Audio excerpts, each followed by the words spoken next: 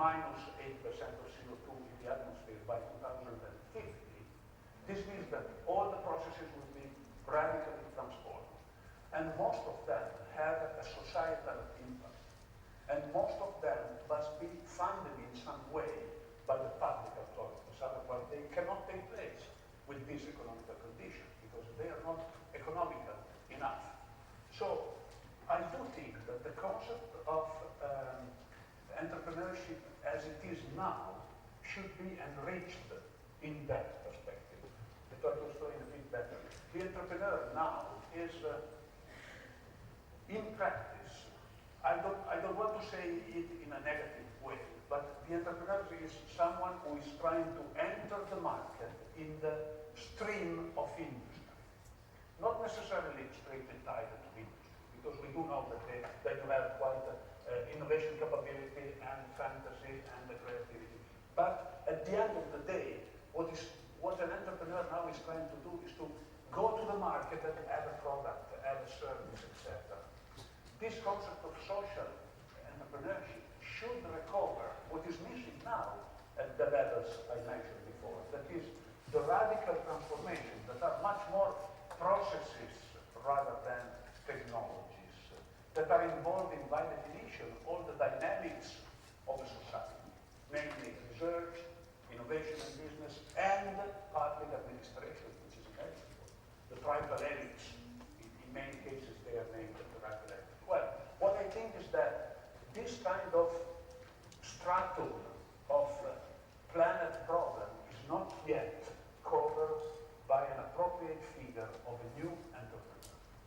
But I don't know what is this figure, of course. But I simply say this is uncovered because I heard this morning someone of you who said stop with technology or something like that, in the sense that many problems can be resolved without asking for technological discontinuities.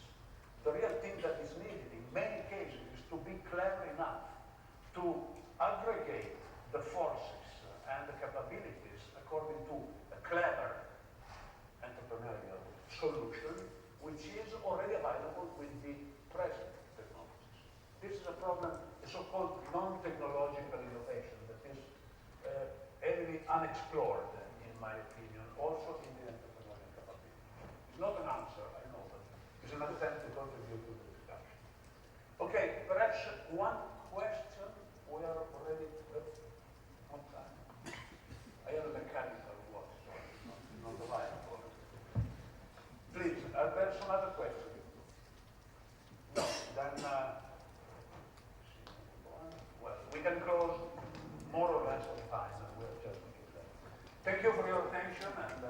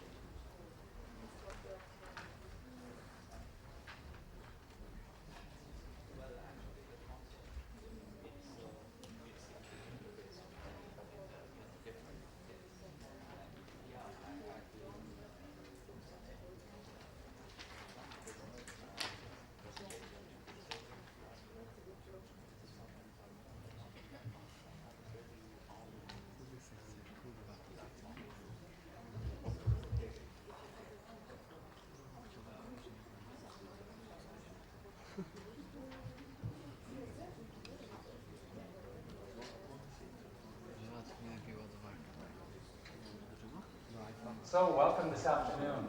I'd like to thank the organizers for inviting me for this session, because this is a session where I'm very passionate about. It's about education. It's about entrepreneurship education. for those of you that haven't read my bio in the backup, I just recently retired from Intel. I was 30 years at Intel. The last decade at Intel, I was building our entrepreneurship education system around the globe. So over those 10 years, I got a lot of experience and a lot of passion about entrepreneurship education.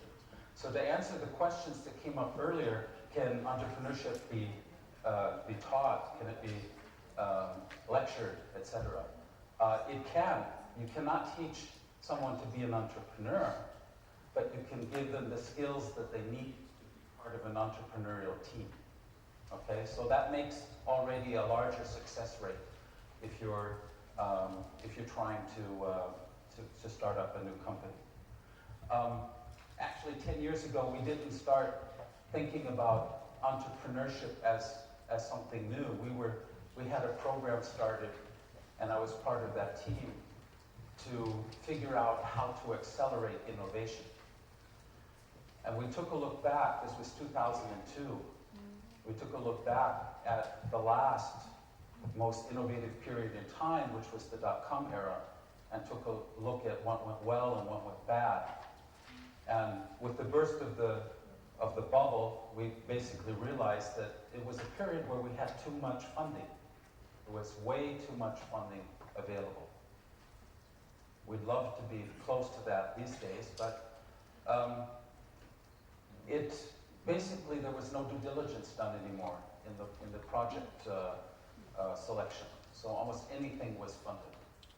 So if you take that away and still look at those other projects that could have been successful, one of the things that we realized in our analysis was that these teams had no formal education. They were amateur entrepreneurs. And so we picked up on that and created then, together with UC Berkeley, a global entrepreneurship education program that's now being taught around the globe. And I got my passion there, and I went in that direction, becoming a professor in a couple of countries, lecturing entrepreneurship. That's at the education part.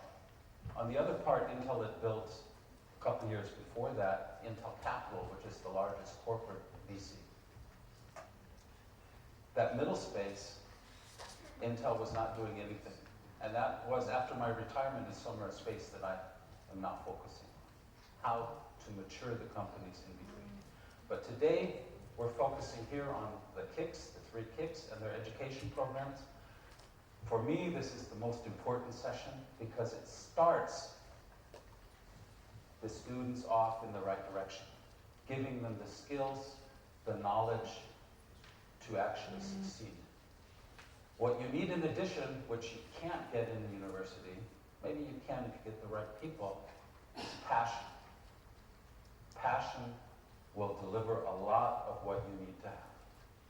So with no more delay, I'll bring up Torsten to speak about the KIC. I see. Yes, thank you. You need a microphone over there? Yes, probably.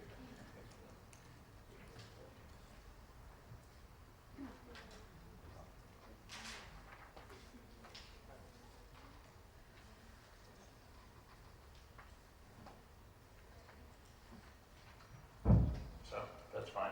Thank you very much, Mark, for this introduction. Well, I'm going to say a few words about the InnoEnergy educational perspective.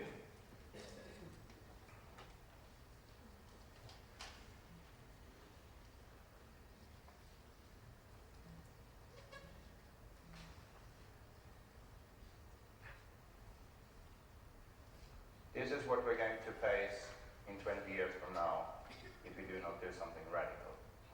80%, 85% of our energy resources will come from fossil fuel still. Although we're investing quite a lot in wind power and solar power, but that will not be enough based upon the fact that, as you saw a few seconds ago, there is still 1.6 billion people in the world who do not have any electricity whatsoever.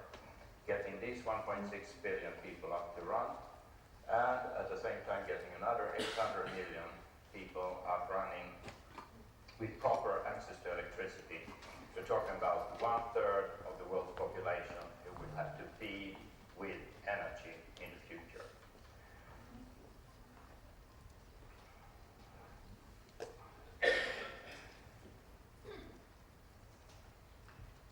So, energy at EIT is all about getting people and jobs, going forward for humanity, and this starts, as Mark pointed out a few seconds ago, with education. Now, the traditional education in Europe is not bad, but it's very traditional and it goes slow on pedagogical innovations. We have got lots of industrial management programs where you do try to put in a bit of entrepreneurship, but what happens there is often that the science and business courses that stack upon each other instead of being fully integrated. Many students have extremely good innovative ideas. Unfortunately, we as professors, we do not take care of them. And that is, it's perhaps not so much, as we heard this morning, perhaps not so much about creating entrepreneurship, but it's an issue that we do not kill it at the universities.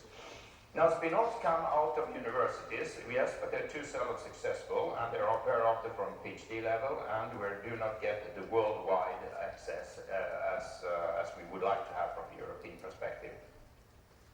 Industry and universities, they participate in lifelong learning, yes, but it's seldom, very, very seldom fully integrated, and we do not use the high potential of working together in industry and university.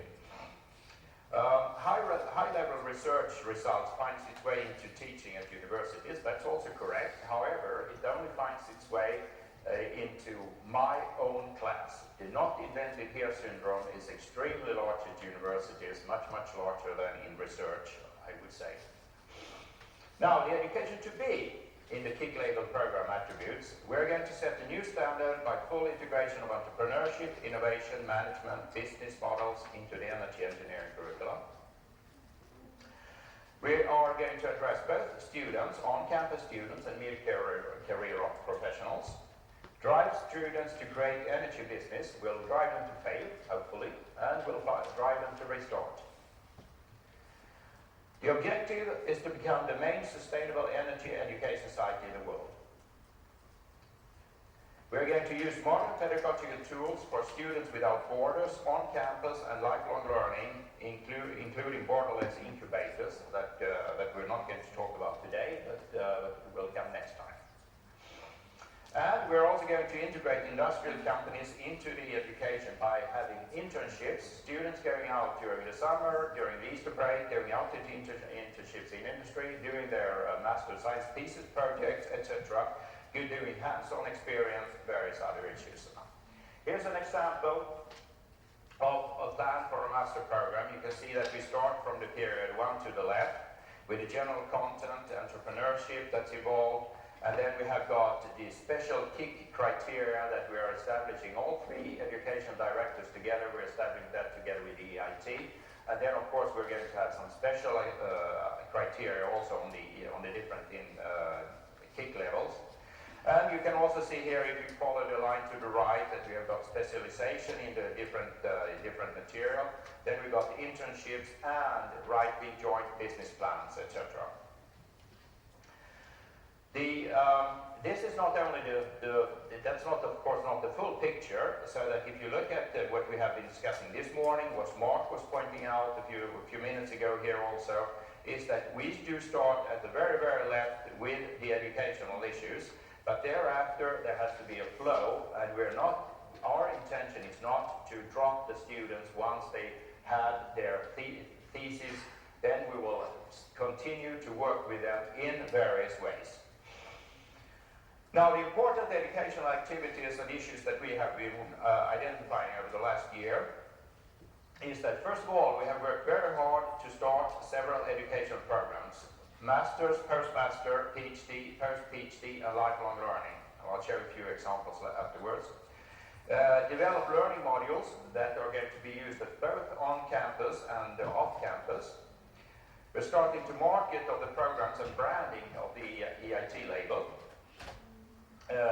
trying to establish a coherent view on plus individual approaches, of course, have common application and admission processes. This is an extremely important issue. Many of you do not realize that if you have at a specific university, if you have got one student going from one department to another department, it's creating a mess internally in the system. Now you can imagine if the InnoEnergy has got 12 universities, ICT Labs have got the same amount of universities, approximately, or perhaps even more. If you then put all this here together with the climate, it's going to be a mess if we do not behave properly and make sure that you as students, you get the service that you need, independent upon where you are in the world. Now, we have started 4 two-year master programs with multiple tracks this autumn. We have started 2 executive programs, master programs, 1 year, respectively 1.5 years, 1 post-master 2-year program, and we're soon going to launch a PhD school with multiple tracks. In all this here, we have got the business entrepreneurship. Well, I saw this morning that you already were informed about the rescue container project and the energy positive house. So we're not going to talk anything more, and I think that you're also going to mention that. We have established and handed out 135 scholarships for master students this autumn. We already started last year by handing out 18, as Diego Pavia was mentioning this morning. And we're soon going to launch 60 PhD and 60 master scholarships for 2012. We're bringing out the best of the best in learning wares for the partners. And I'm going to finish this here by showing a few examples. Well, first of all, we're going to have modules for entrepreneurial activities so that students can get access to good stories, bad stories from entrepreneurs. These will be recorded, will not be live all the time, but there will be a possibility to intervene with the author. An example of another learning module is a heat pump case study and lab. And then I'm going to show you a few examples here of what has already been done. Let's see here if I can do it this way here. Here, yes. Now here, this is